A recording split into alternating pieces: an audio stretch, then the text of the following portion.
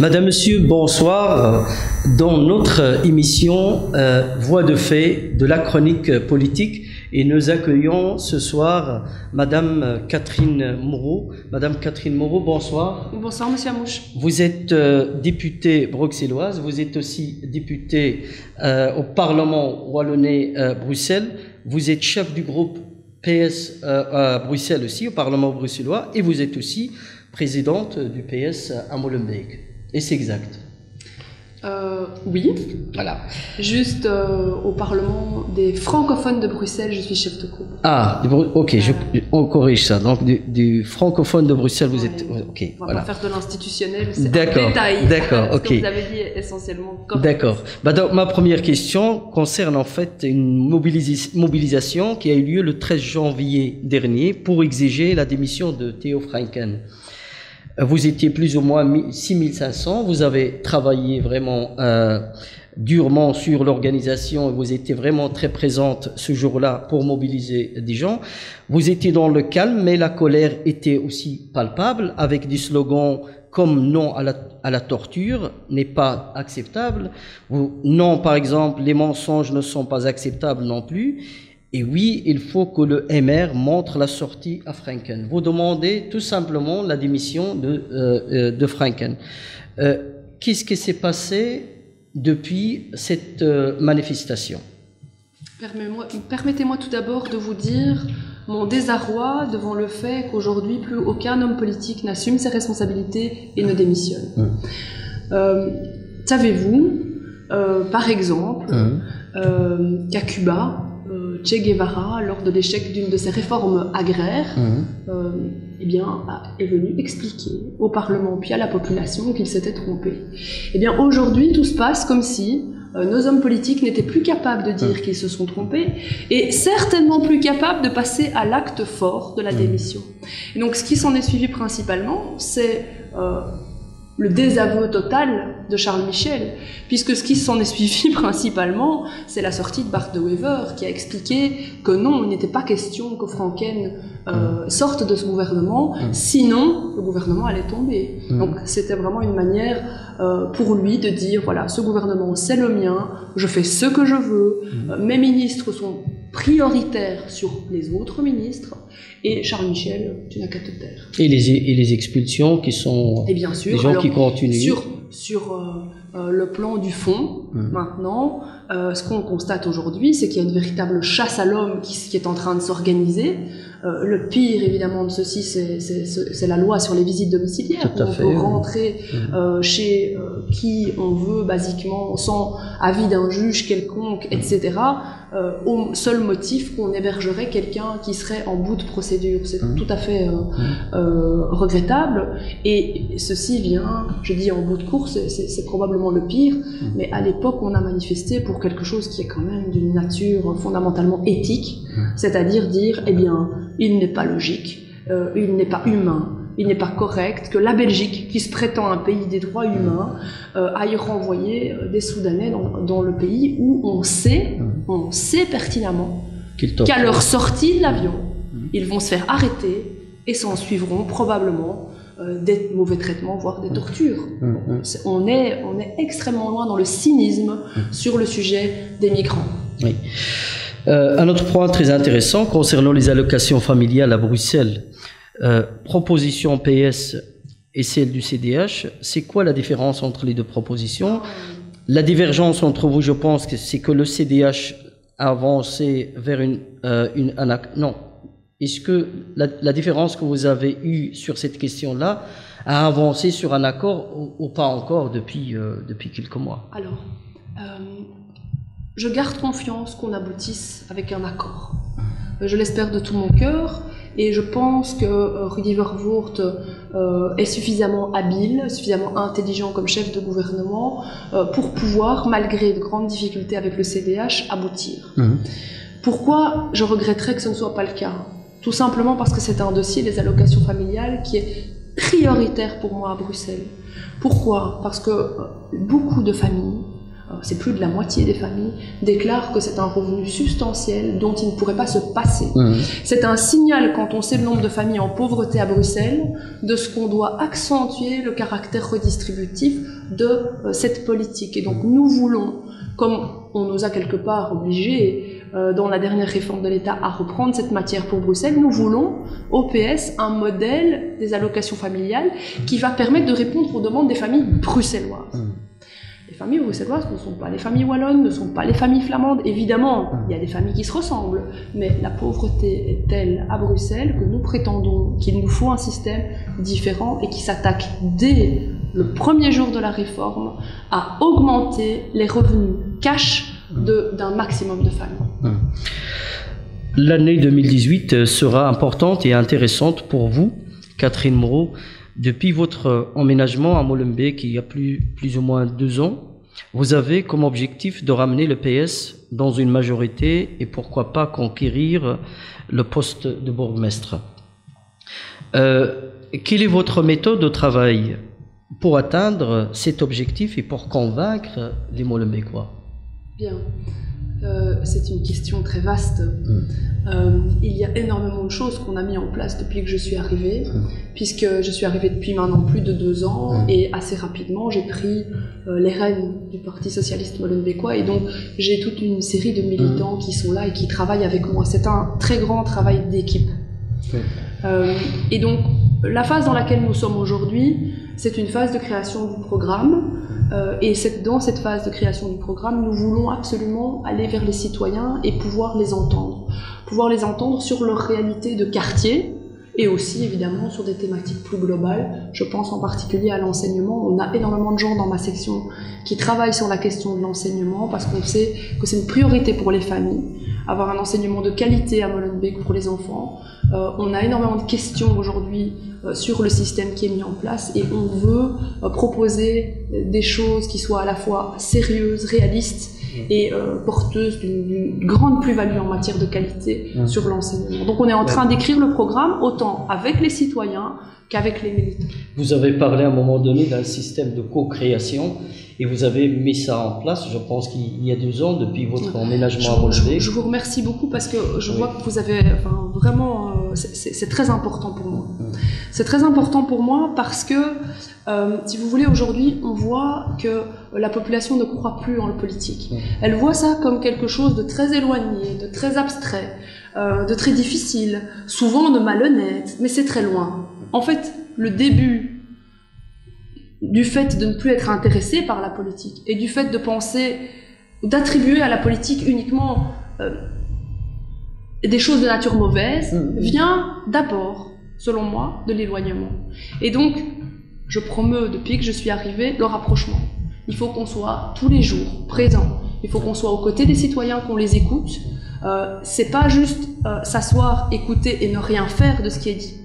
C'est travailler sans arrêt à intégrer ce qui est dit, à donner des réponses immédiates ou des réponses dans le futur. Et donc la co-création, qu'est-ce que c'est? C'est créer une partie du programme avec les citoyens, avec les associations aussi. Parce que vous savez qu'on a un terreau associatif extraordinaire à Molenbeek, et donc moi je me suis fait le devoir d'aller visiter le plus grand nombre d'associations possibles pour comprendre leur travail, leur philosophie, la manière dont aujourd'hui elles fonctionnent, les freins qu'elles rencontrent, les partenariats qui seraient possibles demain, parce que je suis persuadée que ce tissu associatif extrêmement riche doit pouvoir aussi mieux travailler en partenariat et créer des synergies pour avoir encore plus pour les citoyens. Donc la co-création, c'est tout ça. C'est aller chercher les forces vives, c'est relier le citoyen et le politique de nouveau pour créer un projet qui a du sens, créer un projet qui est compréhensible, compris par la grande majorité des citoyens et dans lequel les citoyens ont envie de s'investir, renouer avec la politique. Et un des grands problèmes à Molenbeek, le problème des discriminations à l'embauche.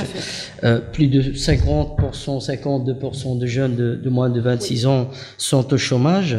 Si vous êtes demain, si vous êtes bourgmestre demain, quelle sera votre solution concrètement pour rendre dignité à ces jeunes et leur rendre aussi la confiance dans la politique? Alors, La première chose que j'ai envie de vous dire, c'est que depuis le début de la législature, au niveau régional, j'ai travaillé sur cette thématique avec acharnement.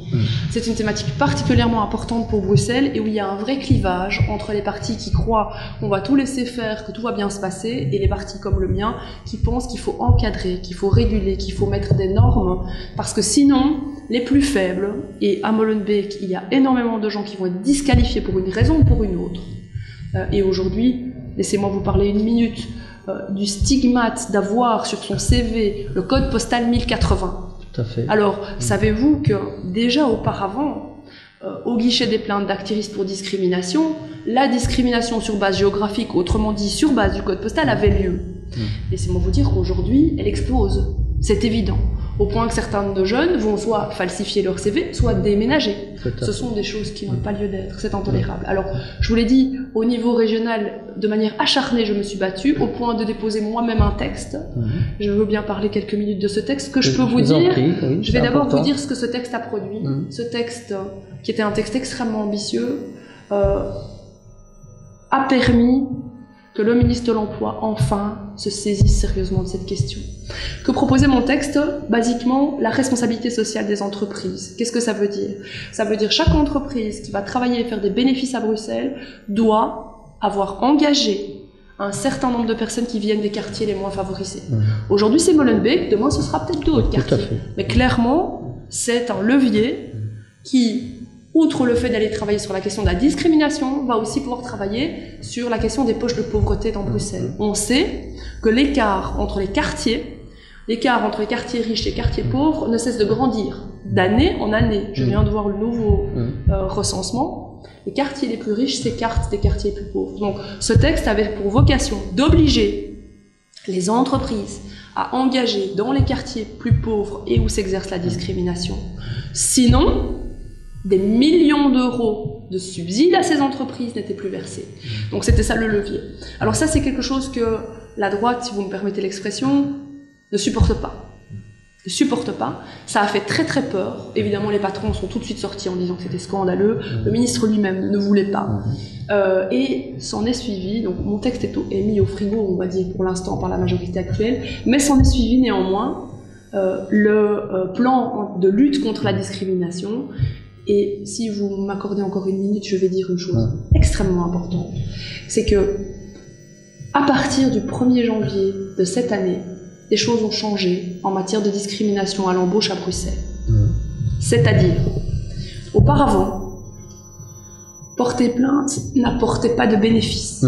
Porter plainte ne changeait pas grand-chose. Aujourd'hui, j'encourage à porter plainte. Pourquoi? Parce que c'est la seule manière d'ouvrir des dossiers à l'encontre des entreprises qui discriminent et de donner les moyens ainsi, grâce au nouveau cadre légal qui a été créé, d'aller punir ces entreprises, de les poursuivre, d'aller pointer là où ça fait mal, de montrer qu'est-ce qui va se passer concrètement.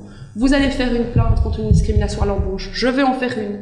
Il s'agit de la même entreprise, eh bien, cette entreprise, puisqu'elle est soumise à des plaintes répétées pour discrimination à l'embauche, va être questionnée par l'inspection régionale. Comment?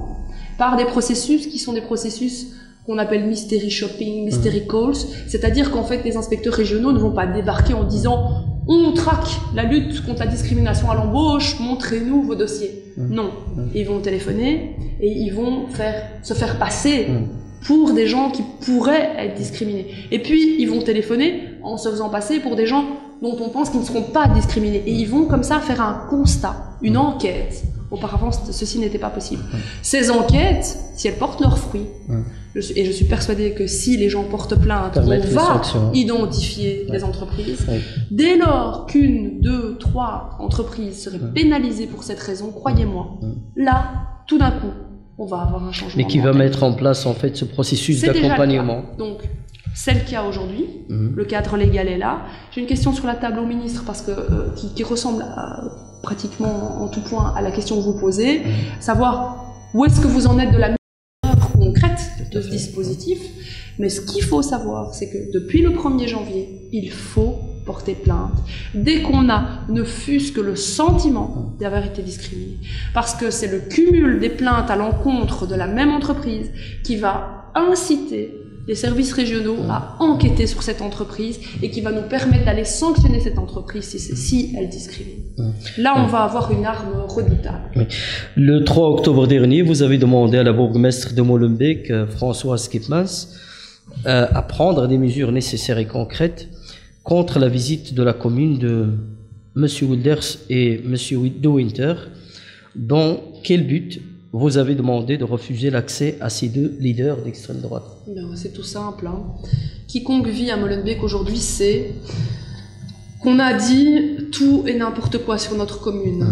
Après les attentats, on a été vraiment la cible de calomnies, de faux récits. On est venu chercher les faux récits, voire les créer, et on a eu une image qui est devenue désastreuse. Moi j'étais en camping en Hollande il y a quelques mois, la femme a bondi littéralement derrière son comptoir, elle a fait 1 mètre en arrière en voyant mon code postal. On est dans quelque chose d'incroyable. Et ici, ce que ces gens voulaient faire, Geert Wilders et Philippe de Winter du Vlaams Belang, c'était faire leur publicité populiste d'extrême droite sur le dos de cette mauvaise image que nous avons. Et donc, venir en quelque sorte dire, voyez, nous, blancs suprématistes, nous faisons le tour de ce quartier odieux, horrible, et voilà, nous allons pointer qui sont les responsables, on va vous les montrer, et augmenter de cette manière... Vous avez empêché en fait justement cette image-là. Augmenter de cette manière notre stigmatisation. Et je voudrais dire encore une dernière chose, c'est la première fois qu'il y a eu un appel à des manifestations de ce type. C'était un groupement français, un peu l'équivalent de Nation, mais ce sont des gens encore plus énergiques en France, qui avaient fait l'appel à rejoindre Molenbeek. Laissez-moi vous dire que les citoyens ils se sont sentis absolument abandonnés par rapport à ça. Ils se sont sentis délaissés. Ils ont pensé qu'on allait les attaquer physiquement. Tout à fait. Et donc, ça, moi, je l'ai senti. Et c'est pour ça que je ne voulais pas laisser faire ça une deuxième fois. Je ne voulais pas laisser faire ça une deuxième fois. Cette augmentation de la stigmatisation et tout d'un coup, cette peur dans la population d'être maltraitée, y compris physiquement. Et donc, je pensais, c'est ça mon appel à Madame Skipmans, je pensais qu'il fallait qu'elle se dresse contre ça et qu'elle dise non. Non, on va protéger nos citoyens et on va protéger l'image de notre commune. Et elle l'a fait. Et elle l'a fait. Et je la remercie pour ça. Elle l'a fait.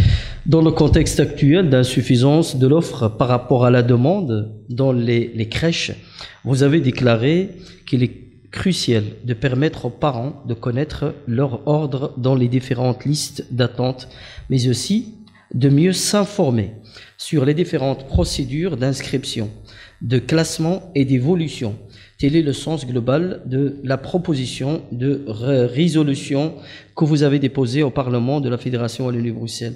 Quelle est la suite de ce projet ou cette proposition? Bien.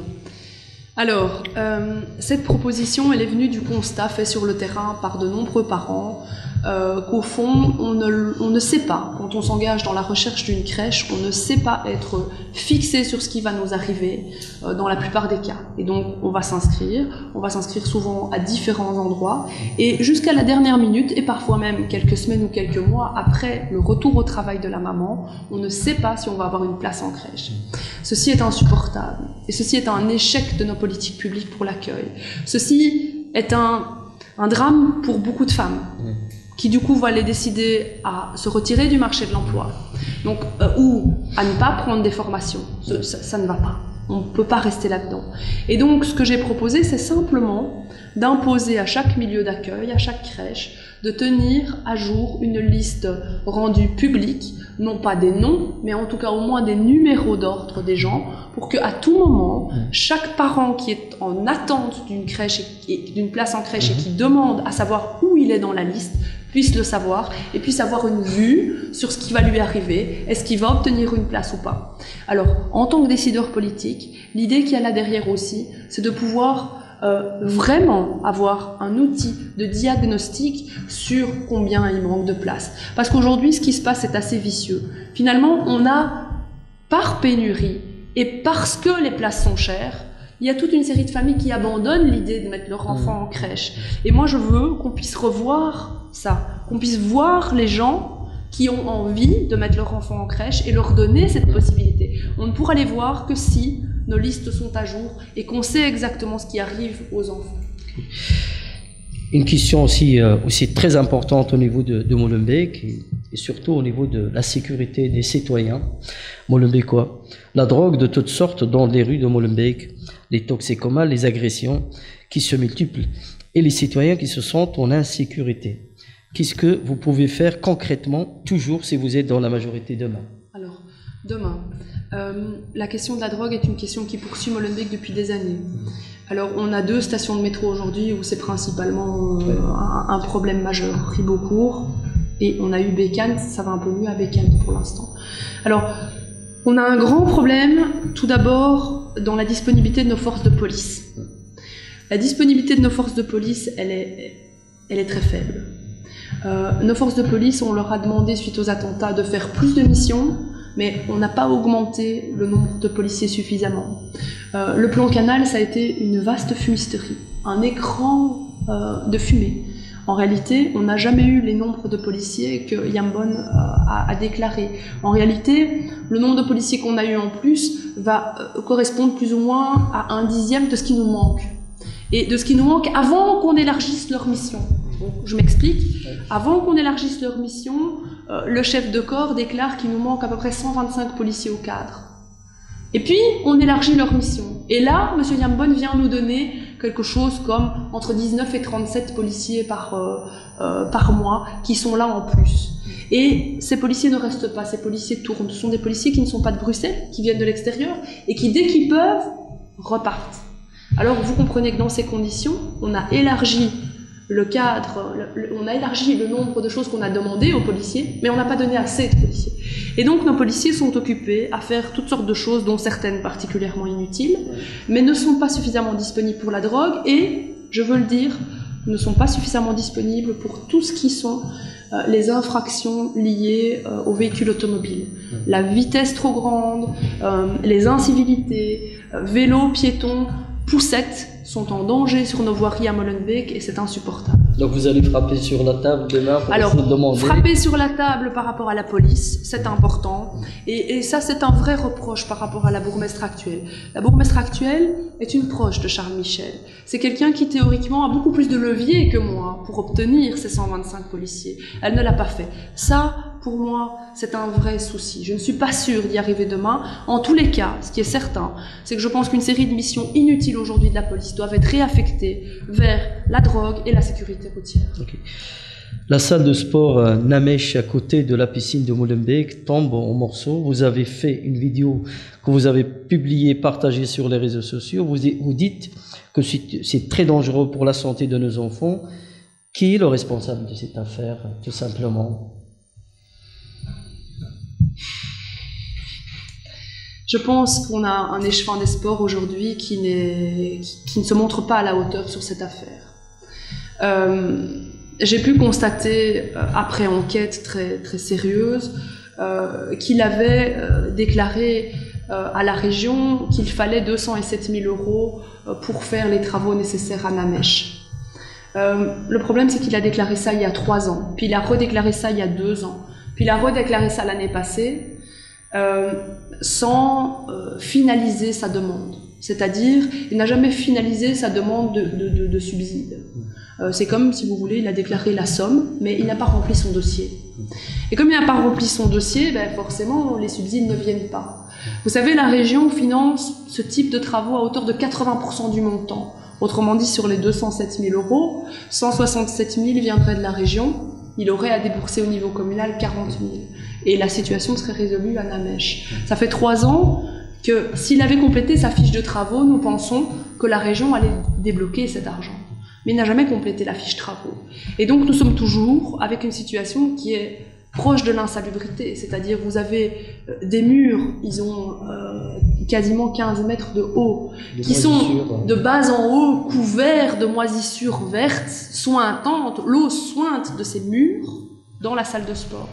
Et alors d'un autre côté, il y a un autre très grand danger qui est là, à mon avis, c'est que vous avez un couloir où l'eau, dès qu'il pleut, coule dans le couloir. Le problème, c'est qu'il y a dans ce couloir également toutes sortes de circuits électriques.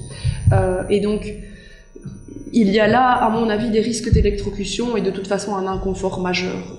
Voilà. Ça sont les deux problèmes principaux dans la salle qui me font dire que nos enfants, leur santé n'a pas été tenue en compte, il n'y a pas de respect des Molenbeekois et les parents n'ont cessé, ils me l'ont dit, hein, c'est pour ça qu'ils nous ont appelés, nous, l'opposition, après des mois d'appels et de témoignages auprès des autorités en place, auprès de l'échevin des sports, ils ont fini par se tourner vers nous et c'est la raison pour laquelle on a fait cette capsule vidéo. Est-ce que ça bouge maintenant au niveau de ce dossier? Alors, on va voir ce que ça va donner. Donc hier, on a eu conseil communal.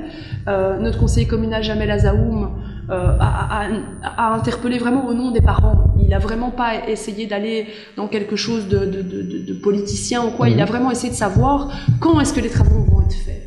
Et on n'a pas de réponse. Donc on a eu en fait différents types de réponses. C'est-à-dire, on a une réponse extrêmement longue, extrêmement agressive, mais si on l'analyse, on ne comprend pas où on est et on n'a pas de date. Okay. Catherine Moreau, avec qui vous allez composer une majorité à Molenbeek, vous êtes parmi si vous êtes parmi les gagnants aux élections, alors que par exemple le CDH déclare déjà non sans le PS. Oui, ça m'a fort étonnée. Donc après le 19 juin et les sorties de Benoît Ludgen, Ahmed El Kanous, qui est le chef de file aujourd'hui du CDH, a mis quelque part une exclusive en disant qu'il souhaitait repartir avec le MR et, pour faire simple, qu'il ne voulait pas aller avec le PS. Bon. Moi, je prends acte. Je n'ai pas d'exclusive à ce jour. Et je pense que plus qu'ailleurs encore, probablement à Molenbeek, ce qui va décider de l'avenir, c'est vraiment l'élection. L'élection va montrer ce que les citoyens veulent, dans quelle direction ils veulent aller, et l'élection va être cruciale. Je ne sais pas dire ce qui va se passer. D'accord. La SBL-JL, donc le nouveau dossier qui cartonne pour l'instant dans les médias, une nouvelle affaire qui salisse un peu l'image du politicien ou du politique. Les uns trouvent normal de toucher 1 000 € par jour, les autres trouvent cela inacceptable. Votre avis à vous, Catherine Moreau? J'aime bien la façon dont vous posez la question. Je trouve ça inacceptable. Je vais vous expliquer pourquoi. L'État paye pour nos formations. L'État paye pour ce qu'on devient. En réalité, on a une société où on dépend terriblement de ce que l'État va faire de nous. Donc, nos écoles sont organisées, nos services de santé sont organisés, etc. Et à l'issue de votre parcours scolaire, vous allez pouvoir accéder à des métiers plus ou moins valorisés. Vous allez recevoir plus ou moins d'argent. Est-ce que vous trouvez qu'il est normal que certains, alors que l'État a payé pour leur formation, certains se retrouvent à gagner 100 ou 1000 fois plus que les autres? Donc, moi, je ne trouve pas ça normal. Je pense qu'une heure de la vie de quelqu'un vaut une heure de la vie de quelqu'un d'autre, quel que soit son parcours quelque part. Et donc moi, quand on assiste à des écarts de salaire aussi grands, ça me révolte. Je suis pour des écarts de salaire qui sont vraiment très restreints. Et on découvre que le directeur apparemment touche 6 250 oui. Et donc, par jour. si vous voulez, ce qui n'est pas tout à fait correct, c'est de dire... ceci est injuste dans la fonction publique, mais laissons tout faire au privé. Ça ne va pas. Je pense, moi, que aussi bien dans le privé que dans le public, on devrait avoir une loi qui limite les écarts de salaire. Voilà. Parce que tous, quelque part, on est élevé à ce qu'on arrive à être par la société.